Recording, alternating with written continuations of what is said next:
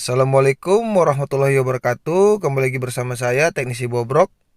Ya, kali ini kita dapat servisan Oppo A12 ya, teman-teman. Oppo A12 ini kerusakannya LCD ya. Usernya bilang LCD-nya sudah tidak ada gambar. Ada suara tapi tidak ada gambar ya. Dan kita memakai LCD Oppo A5s ya. Karena Oppo A12 atau Oppo A5s LCD-nya sama ya, teman-teman. Dan bisa juga dipakai di A7 atau Realme 3 ya, teman-teman. Ya, sebelum kita mencoba LCD, kita buka dulu ya, teman-teman. Saya juga belum tahu ini handphonenya atau benar LCD-nya rusak atau memang ada kendala lain ya, teman-teman. Jadi kita harap memastikan dan membongkarnya ya, teman-teman. Jadi teman-teman kalau mau buka Oppo A12 bisa dari slot SIM atau dari bawah ya. Tapi kalau saya bukannya dari bawah ya teman-teman, karena saya pernah mengalami buka dari tempat kartu dan tempat kartunya patah ya teman-teman, atau lubang tempat kartunya patah ya.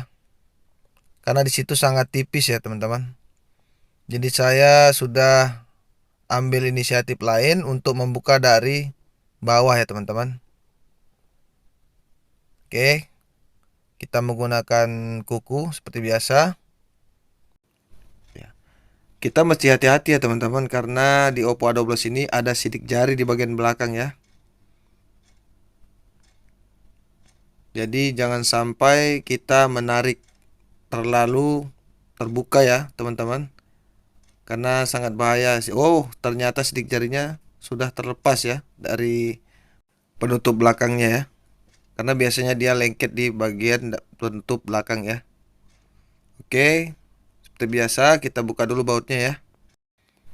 Tapi saya lihat dari kondisi baut kelihatannya sebagian ada yang berkarat ini teman-teman. Saya juga curiga dan saya lanjut bongkar, tapi perlahan-lahan ya teman-teman. Kalau ada baut yang berkarat, kita tidak bisa memaksakan terlalu terburu-buru ya buka bautnya. Jangan sampai dia dol ya atau loss. Tapi tenang, kalau loss atau dol kita ada obatnya ya teman-teman. Oke, kita lanjut. Kalau bagian sisi kanan sepertinya aman ya teman-teman. Bagian sisi kiri bautnya banyak yang berkarat ya. Ada sekitar 3 ya bautnya yang berkarat. Oke. Seperti biasa, bautnya kita kumpul ya teman-teman, jangan sampai berserakan ya. Tapi dari sini perasaan saya mulai nggak enak nih teman-teman.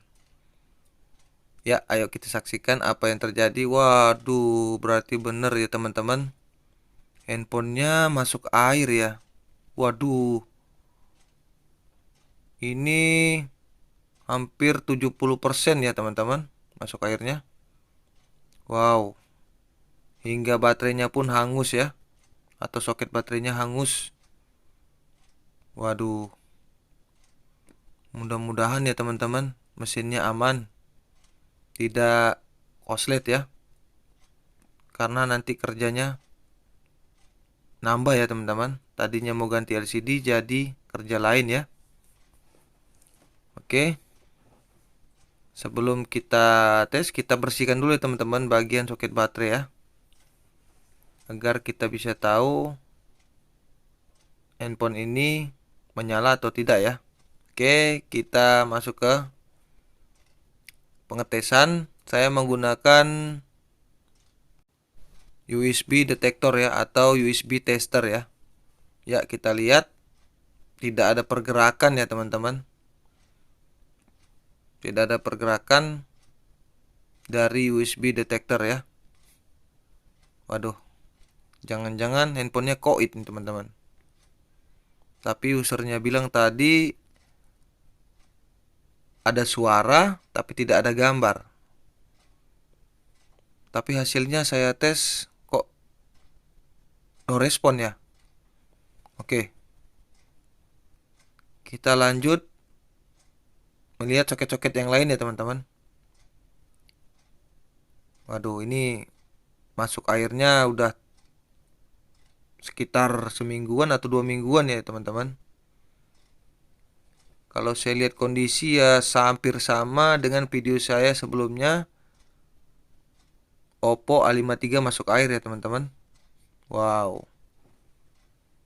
Kalau Oppo A53 kemarin memang posisinya mati ya teman-teman.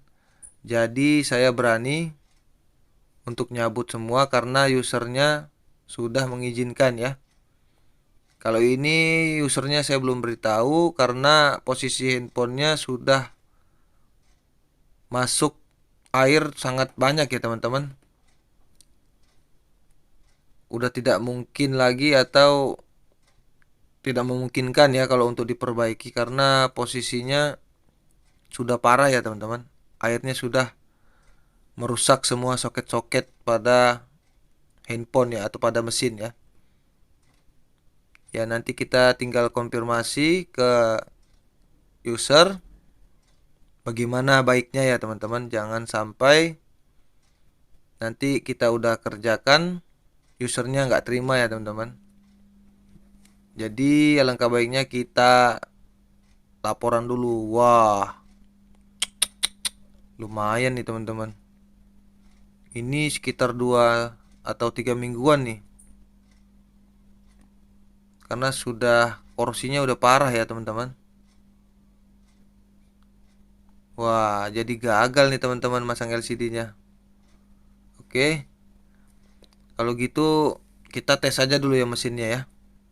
Apa benar user bilang ini mesinnya menyala ya teman-teman. Jadi kita harap tes lagi ya mesinnya. Tes dulu ya teman-teman. Jangan dikorek atau dibongkar yang lain-lain ya. Kita cuma ngetes mesinnya menyala atau tidak ya. Karena kalau dari kondisi baterai atau soket LCD itu sudah bahaya ya atau sudah tidak bisa dipakai lagi ya teman-teman. Otomatis baterai dengan LCD mesti diganti ya teman-teman.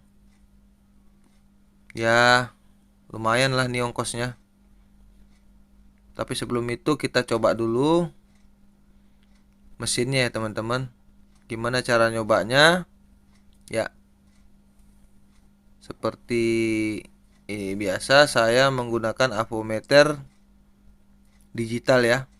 Saya mengukur baterai dengan atau pakai dioda mode ya teman-teman.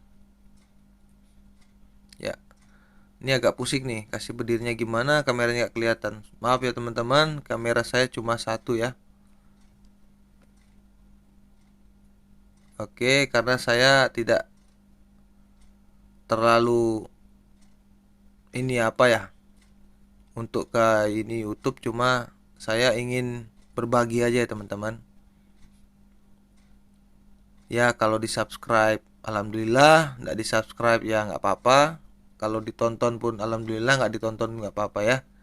Saya cuma membagikan ilmu sedikit ya teman-teman. Ini hanya seujung kuku ya kalau bagi teknisi master-master kita ya teman-teman. Ya ini kita coba pakai timah gulung ya. Saya mau ngetes atau nguji mesinnya ya teman-teman. Ada korslet kah sedikit atau tidak? Ini kita harus ngetes ya. Mudah-mudahan handphonenya nyala ya atau mesinnya nyala. Jadi kita bisa sampaikan kepada usernya agar ditindaklanjuti bagaimana ya teman-teman. Jangan sampai nanti kita udah ganti LCD dan tidak keluar gambar karena soket LCD sudah hancur ya teman-teman. Jadi kita konfirmasi dulu ke user ya. Ya oke, seperti biasa kita